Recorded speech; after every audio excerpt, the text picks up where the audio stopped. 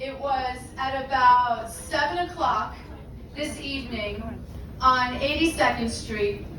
I was standing with my dad, who was soaked through all of the layers of what he was wearing. And one of the poll workers from that site came out, and she said to me that when it was raining and everybody else was taking cover under the scaffolding or just sort of gave up and went and took a break, my father stood outside in the rain because he thought he would be able to see voters better that way. He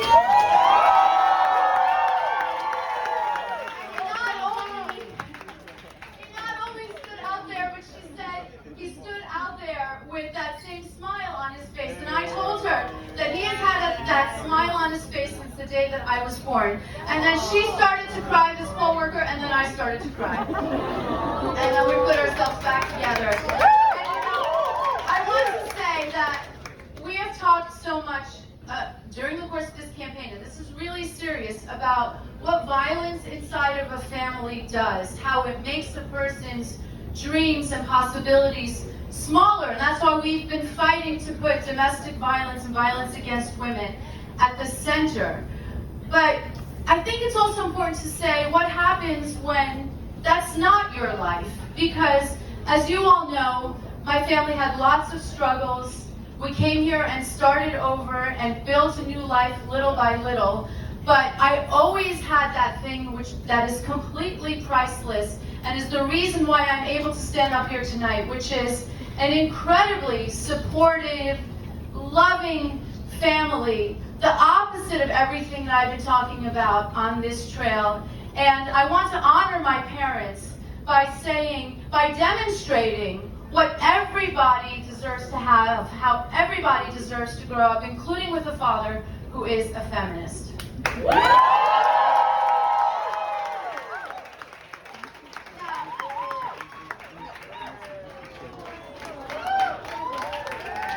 Now, speaking of feminists, I want to talk about 4 other feminists. First of all, Bukola Weinstein.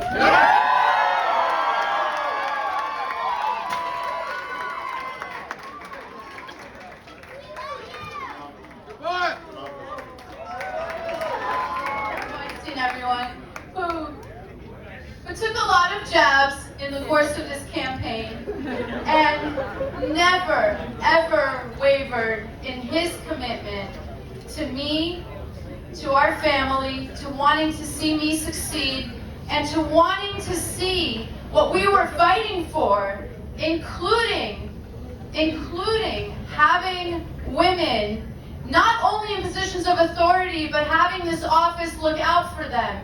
He's fully committed to that, and he demonstrated it every day in the last year, and I'm so grateful to you both. We love you, Boaz!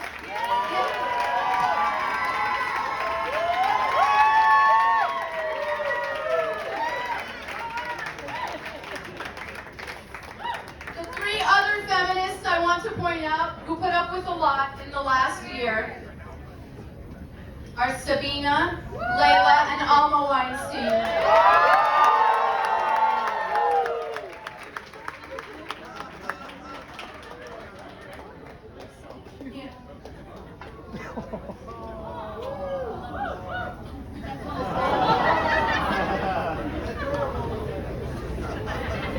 It's not easy for your mother to sort of go missing, as I have, and they've handled it with grace and with good humor, and I'm so proud of them.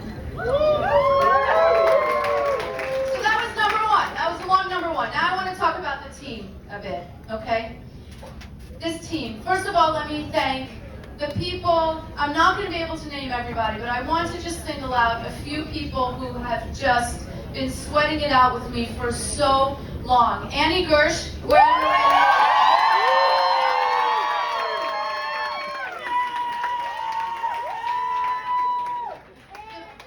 The first employee of this campaign.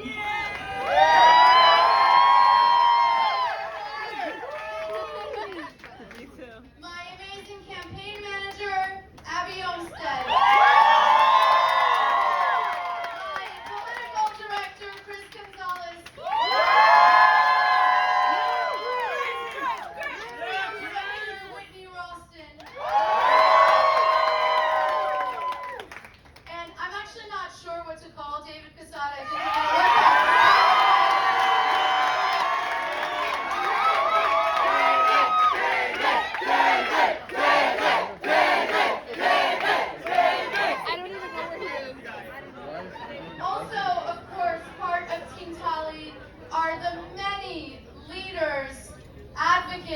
fighters for justice from all across the city who have helped us get to where we are now. I'm only going to be able to name some of them.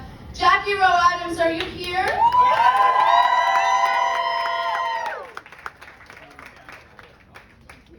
Jackie Rowe Adams, Isidro Medina, Sonia Osorio, Jane Manning, Richie Torres, Adriano Escalera, Robbie Kaplan, Humo, and so many others. And then, of course, the field team, which is scattered all around, and which has been scattered all around Manhattan.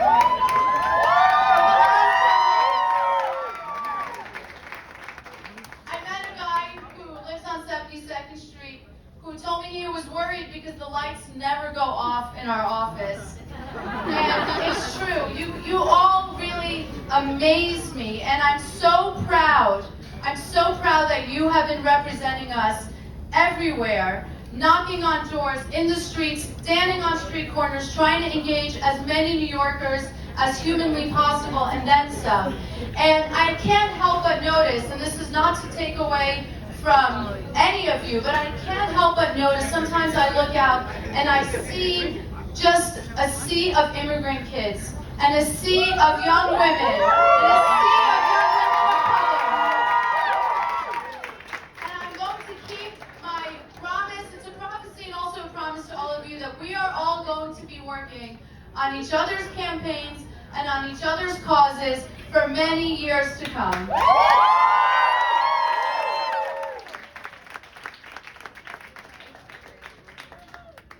And then, of course, there is the vision that we are all fighting for.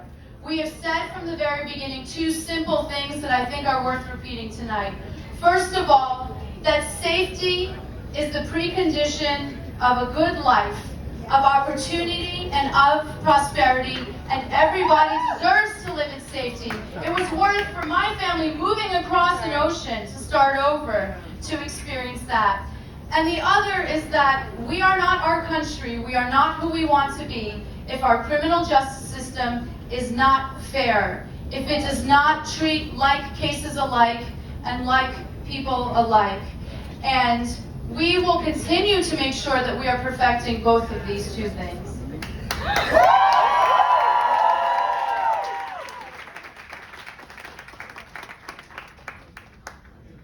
I want to say a little bit more about safety, just to give you a sense of what is at stake. And I know you know all of this, but I'm just going to give you, and I lost, did I lose that thing?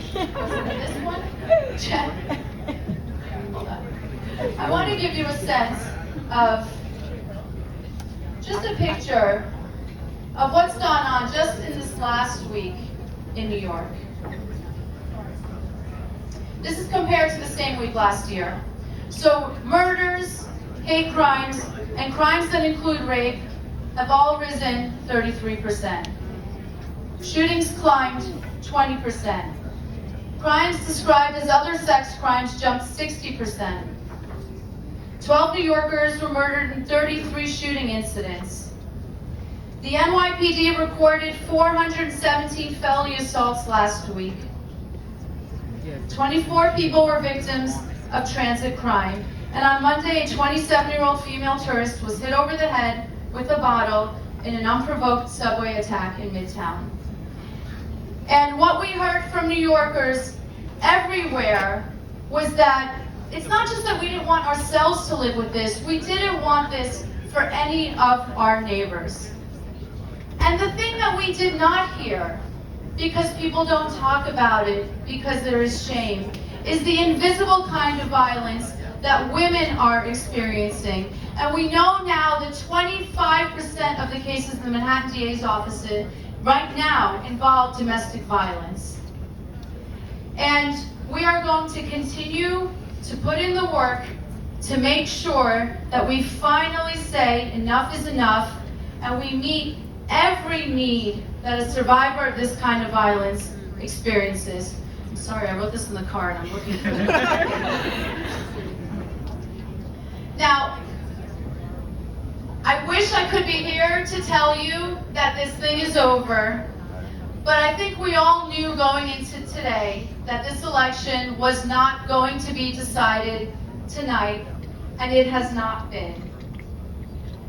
We are down about 3.9% with tens of thousands of ballots from today yet to be counted, and about 50,000 possibly absentee ballots waiting to be counted, and those won't come in for, we think, about 10 days. And so, I know we're tired, and I know that we wanted this to be the night that this election ends, but we are also very patient, right? And so that's what we are going to be. I'm asking for your patience. We have made an enduring promise to fight for safety and fairness. Just like that would be a long time coming. We have to just pull a little bit of that patience now. We're going to enjoy this night as a celebration of everybody's hard work, because that has not changed. We're going to get some rest. Some of the folks in this room have been awake pretty much for 24 hours. And then we're going to get back to it tomorrow morning.